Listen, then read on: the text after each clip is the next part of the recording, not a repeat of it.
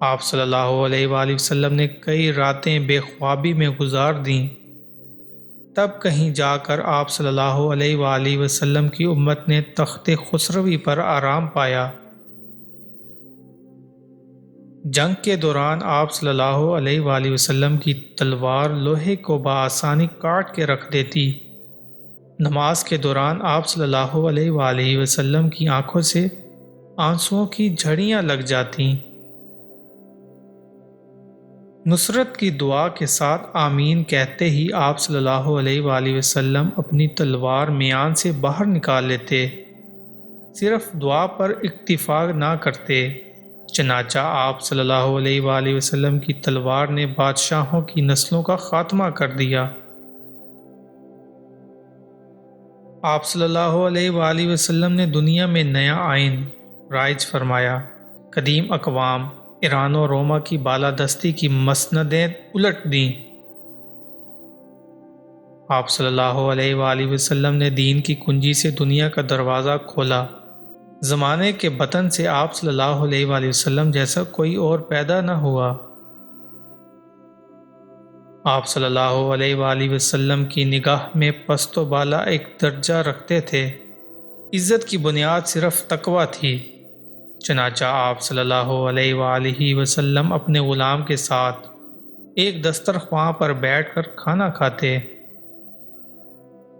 جنگ کے دوران اس بلند مرتبہ شخصیت حضور صلی اللہ علیہ وآلہ وسلم کے سامنے حاتم طائی کی بیٹی قیدی بن کر پیش ہوئی۔ اس کے پاؤں میں زنجیر تھی۔ وہ باپردہ لباس نہ ہونے کے باعث شرم و حیا سے گردن جھکائے ہوئے تھی۔ حضور اکرم صلی اللہ علیہ وآلہ وسلم نے جب اس لڑکی کو بے پردہ دیکھا تو اپنی چادر سے اس کا سر ڈھانپ دیا۔ ہم اس دور کے مسلمان قبیلہ طے کی اس خاتون سے زیادہ عریاں ہیں۔ اقوام دنیا کے سامنے ہم بھی عزت و احترام کی چادر کے بغیر ہیں۔ روز قیامت آپ صلی اللہ علیہ وآلہ وسلم ہی کی شفاعت پر ہمارا بھروسہ ہے۔ اس دنیا میں بھی آپ صلی اللہ علیہ وآلہ وسلم ہی ہمارے عیب ڈھانپنے والے ہیں۔ آپ صلی اللہ علیہ وآلہ وسلم کا لطف و قہر دونوں سراپا رحمت ہیں۔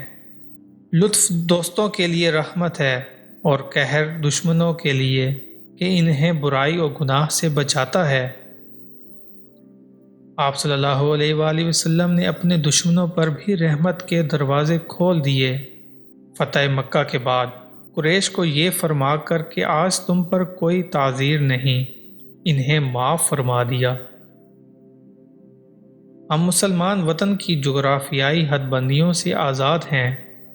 ہم نگاہ کی مانند ہیں جو دو آنکھوں کے نور سے مرکب ہونے کے باوجود ایک ہے۔ ہم حجاز، چین اور ایران کے شہری تو ہیں، مگر ایک ہی صبح خنداں یعنی روشن صبح کی شبنم ہیں کہ شبنم سے پھولوں کو تازگی ملتی ہے۔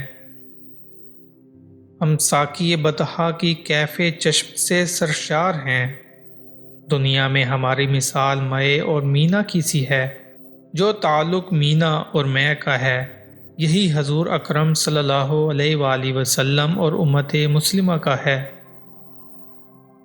حضور اکرم صلی اللہ علیہ وآلہ وسلم نے نسلی امتیازات کو یکسر جلا دیا۔ حضور اکرم صلی اللہ علیہ وآلہ وسلم نے ان خس و خاشاک سے دنیا کے باغ کو پاک کر دیا۔